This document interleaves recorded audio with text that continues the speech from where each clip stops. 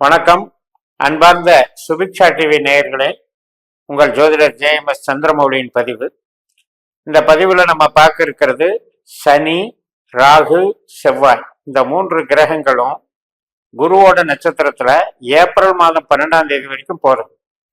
So அதற்காக நம்ம என்ன மாதிரியான அது விளைவுகளை தாக்கத்தை செய்யும், நமக்கு எப்படிப்பட்ட பலன்களை தருங்கிறத 12 லக்னத்திற்கும் நம்ம பார்க்க இருக்கோம். சிம்ம லக்னத்திற்கு இந்த 3 கிரகங்களை பத்தி பார்ப்போம். இப்ப சனி 7ஆம் இடத்துல கண்டக சனியா இருக்கு, 8ஆம் இடத்துல ராகு இருக்காரு மீனராசியில, 11ஆம் இடமான மிதன ராசியில செவ்வாய் இருக்காரு. இப்ப இந்த 3 பேருமே குருவாகத்தான் செயல்பட போறாங்க.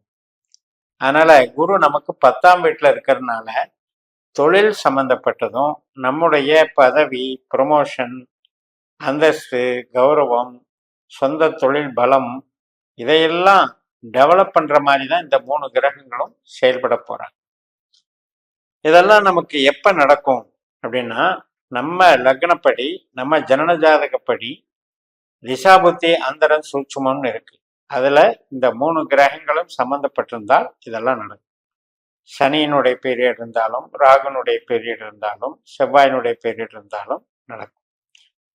அது போக நமக்கு நம்ம ஜனன ஜாதகத்தின்படி நம்ம பாஸ்கர அஸ்ட்ராலஜி சிஸ்டத்துல 12 பாவ அதிகாரிகள், 12 பாவ உபநட்சத்திரங்கள் அப்படின்னு பார்க்கும்போது அதுல 8ஆம் இடமும் 12ஆம் இடமும் நமக்கு கஷ்டத்தையும் நஷ்டத்தையும் கொடுக்கக்கூடிய ஸ்தானம் அப்படிங்கிறதுனால அந்த ஸ்தானத்துக்கு அதிகாரியாக இந்த கிரகங்கள் வந்திருக்க கூடாது. வந்திருந்தால் அது எதிர்விளைவான பலன்களை தான் தரும். அப்படி இல்லாத பட்சத்துல உறவுகள் சார்ந்தும் நன்மைகள் தரும், மூளை உழைப்பு சார்ந்து நன்மைகள் தரும், கடினமான ஹார்ட் ஒர்க்கு, மிஷினரி ஒர்க்கு மற்றும் நம்ம அக்கௌண்ட்ஸில் வேலை பார்க்கறது அல்லது எப்படி ஒரு லேபர் ஒர்க்கை பார்த்துட்டு இருந்தா கூட அதன் மூலமாக நமக்கு ஒரு பவர் கொடுக்கும். அப்ப இந்த சனி செவ்வாய் 2 பேருக்கும் ஒரு சுப பார்வை ஏற்படுகிறது. அதனால என்ன ஆகும்னா, இப்ப ஒரு வரன் பார்க்கறது, கல்யாணத்துக்கு முயற்சி பண்றது ஏப்ரல் 12ஆம் தேதி வரைக்கும் சீக்கிரமா இதை நடத்தி கொடுத்துரும். குழந்தை பிறப்பு, சுபகாரியங்கள் சம்பந்தப்பட்டது, அதாவது கமிஷன் தொழிலில் இருக்கவங்க, ஐடி லைன்ல இருக்கவங்க, கலைத்துறையில இருக்கவங்க, விளம்பரத்துறையில இருக்கவங்க, இவங்களுக்கு எல்லாருமே இந்த சனி செவ்வாயினுடைய ஆதிக்கத்தினால நமக்கு ஒரு ப்ரொமோஷன் கிடைக்கும், அங்கீகாரம் கிடைக்கும், நல்ல பலம் கிடைக்கும். அப்ப அப்படிப்பட்ட ஒரு அமைப்புல இது நமக்கு சாதகமாக இருக்குன்னு எடுத்துக்கலாம். இப்ப ராகு திசை நடக்குது அப்படின்னா 8ஆம் வீட்டுல ராகு இருக்கிறது நல்லதல்ல, நம்ம ஜென்ரலா சொல்றதுதான். அது மட்டும் என்ன ஆகும்னா, உறவுகள் சார்ந்த விஷயத்துக்கு நமக்கு அகெயின்ஸ்டா வேலை பார்க்கும். 8ஆம் இடம் அப்படின்றது உறவு சார்ந்த விஷயங்களுக்கு நல்லா இல்லைன்னு அர்த்தம். பெற்றோர்கள் சம்பந்தப்பட்ட உறவுகளாக இருக்கலாம், குழந்தைகள் சம்பந்தப்பட்ட உறவுகளாக இருக்கலாம், கணவன் மனைவி சம்பந்தப்பட்டது, இதெல்லாம் கொஞ்சம் டென்ஷனை கொடுக்கும். இப்ப நம்ம பேசினாலே அங்க ஸ்ட்ரெஸ் உண்டாகும், வாக்குவாதம் உண்டாகும், அது மல்டிபிள் ஆகும்.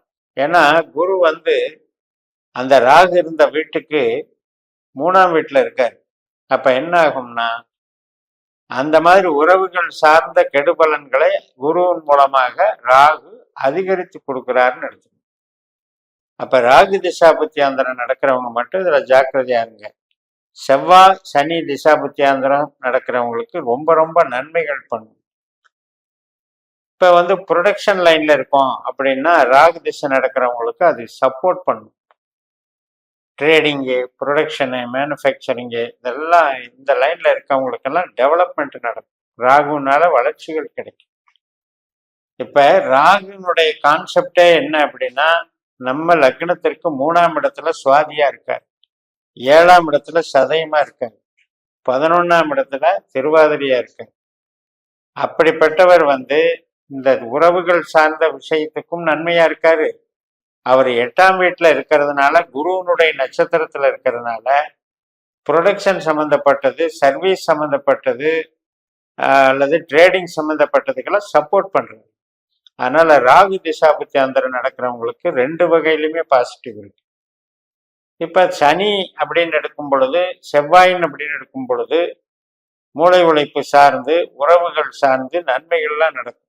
இப்ப சனி திசாபுத்தி, செவ்வாய் திசாபுத்தி அந்தரத்துல இருக்கவங்களுக்கு உறவுகள் சம்பந்தப்பட்ட விதத்துல நல்லது நடக்கும்.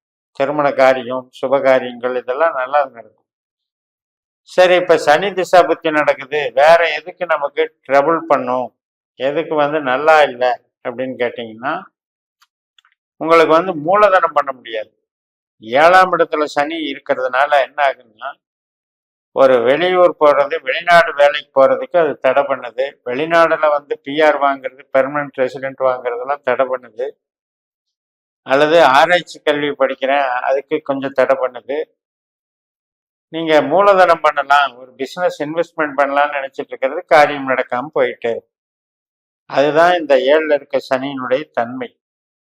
சரி, 11ல இருக்கிற செவ்வாய் எதுக்கு பிரச்சனையா இருக்கு அப்படின்னா, இப்போ ஒரு இடம் வாங்குறது, வீடு கட்டுறது, வாகனம் வாங்குறது, இது சம்மந்தப்பட்டதுல தாமதப்படுத்துறது, தடைகளை ஏற்படுத்துறது.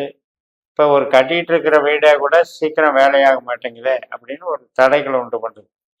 யாருக்கெல்லாம் செவ்வாயினுடைய திசாபுத்தி அந்தரம் சூட்சுமம் நடக்குதோ அவங்களுக்கு தான் இது பொருந்தும்.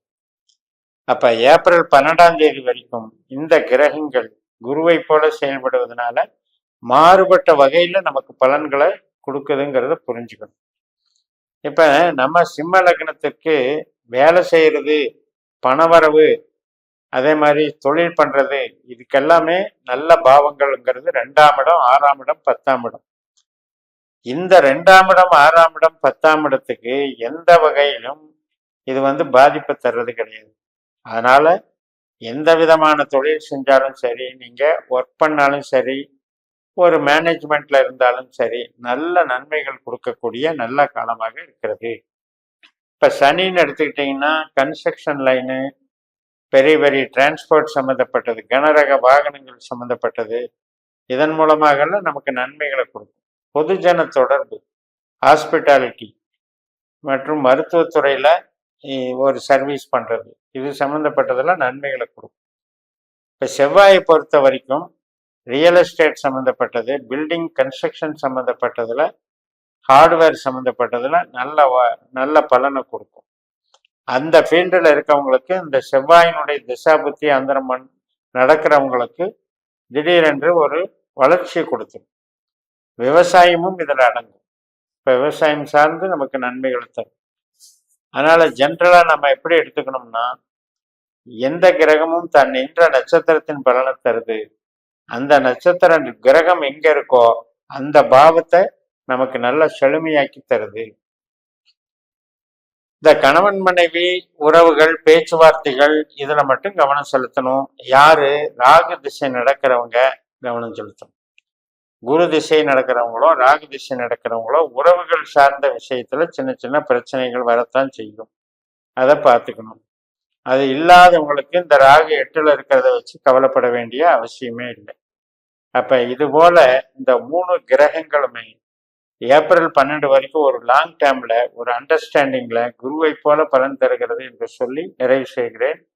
இந்த சேனலை சப்ஸ்கிரைப் பண்ணி ஷேர் பண்ணுங்க. உங்க தனிப்பட்ட ஜாதக பலாபலன்களை என்னுடைய வாட்ஸ்அப் நம்பர்ல தொடர்பு கொண்டு பலன் பெறுங்கள். உங்களிடமிருந்து விடைபெறுகிறேன். உங்கள் ஜெயம்எஸ். நன்றி, வணக்கம்.